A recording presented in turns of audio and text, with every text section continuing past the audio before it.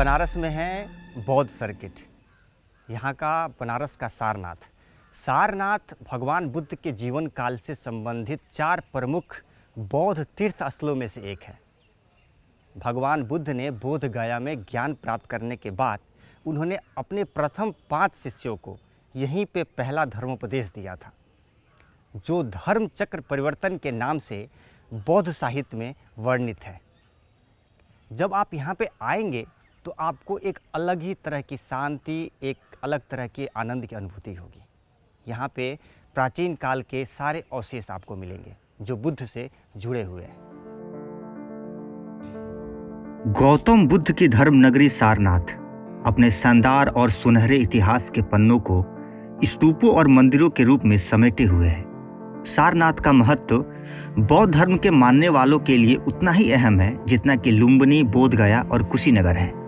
सारनाथ इसलिए भी खास है क्योंकि गौतम बुद्ध ने अपने जीवन का पहला उपदेश सारनाथ में ही दिया था। यहाँ के हिरन पार्क में बुद्ध ने पहली बार धम्म का पाठ पढ़ाया। सारनाथ का नाता सम्राट अशोक से भी है। ये प्राचीन नगर सम्राट अशोक के शासन में काफी फला फूला, जिसमें मंदिर, स्तूप शानदार बने थे। उन्हीं में से एक है धमेक स्तूप, जिसकी स्थापना 249 ईसा पूर्व में सम्राट अशोक ने की। धमेक या धमेक स्तूप धर्मचक्र स्तूप के नाम से भी विख्यात है। इसका एक संयोग कहा जा सकता है कि भगवान बुद्ध ने अपना पहला उपदेश के साथ ही उन्हें निर्वाण भी यहीं मिला था। धमेक स्तूप पर आप गुप्त वंश के दौरान उकेरी गई नक्काशी की खूबसूरती भी देख सकते हैं। अगर हम धमेक स्तूप की डिजाइन की बात करें तो ये मिट्टी और ईंटों से मिलकर तैयार किया गया है।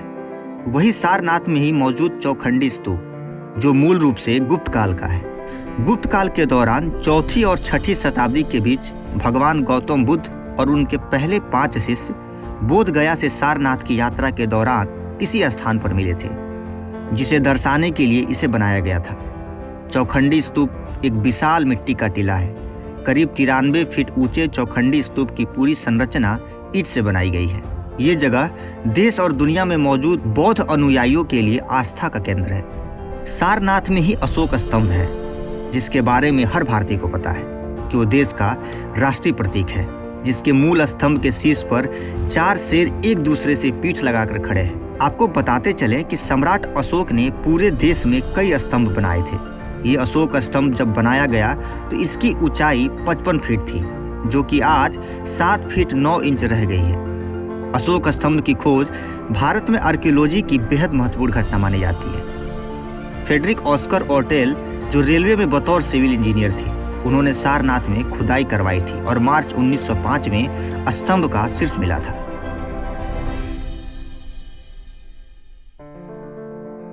सारनाथ में भगवान बुद्ध की चलायमान अभय मुद्रा में बनी देश की सबसे ऊंची प्रतिमा भी है, जिसकी लंबाई लगभग 80 फीट है। बुद्ध की चलायमान प्रतिमा अनूठी इसलिए भी है, ये गंधार शैली में खिलते कम के ऊपर तैयार की गई है, जिसको बनाने में कुल 14 साल का समय लगा। बुद्ध की प्रतिमा में चुनार के पत्थरों का इस्तेमाल किया गया है, जिसमें खूबसूरत नक्काशी की गई है। इसका निर्माण कार्य 1997 में शुरू हुआ और 16 मार्च 2022 में बनकर तैयार हुई। इस प्रतिमा को देखने के लिए दुनिया भर से बौद्ध श्रद्धालु आते हैं।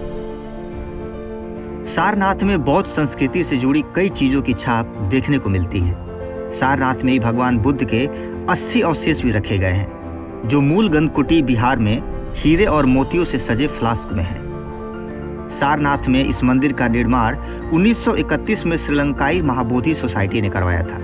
कहा जाता है कि ये वो जगह है जहां भगवान बुद्ध ने अपना पहला वर्षा काल बिताया था। यहीं पे राजा कोंडना को ज्ञान प्राप्त हुआ और भगवान बुद्ध के अनुयायी बन गए और उन्होंने बौद्ध संघ की स्थापना की थी। 360 डिग्री विद पंकज शुक्ला का ये सफर आगे भी जारी रहेगा। बस इस सफर में बने रहिए हमारे साथ, क्योंकि ये कहानियां हैं हिंदुस्तान की।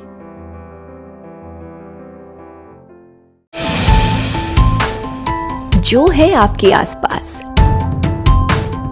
आपके शहर का खास, वो दिखाएगा आपको DNN 24, आपका अपना डिजिटल न्यूज नेटवर्क। तो फिर कीजिए लाइक, सब्सक्राइब और फॉलो।